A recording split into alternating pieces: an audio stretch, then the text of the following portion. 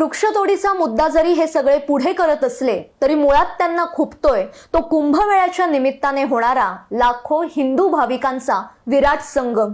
सोयीसाठी हिंदुत्वाशी अधूनमधून सोयरीक करणाऱ्या ठाकरे बंधूंना जनता तशी फारशी गांभीर्याने घेत नाही म्हणा, पण निरंजन टकले आणि सयाजी शिंदेंना हे बहुतेक ठाऊक नसावं किंवा त्यांना फक्त स्टंटबाजी करण्यातच रस असावा।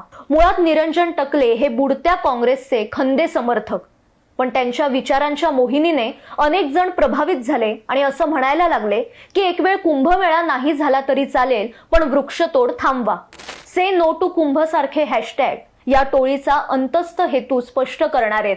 तेव्हा सुजाण नागरिक म्हणून सजग राहायचंय ते दोन्हीसाठी, भारतीय झाडांचं रक्षण होतंय की नाही हे पाहण्यासाठी आणि पर्यावरणाचा बुरखा पांघरून सर्वसामान्यांना फसवत हिंदू परंपरा मोडीत काढायला निघालेली कपटी लोक ओळखण्यासाठीही।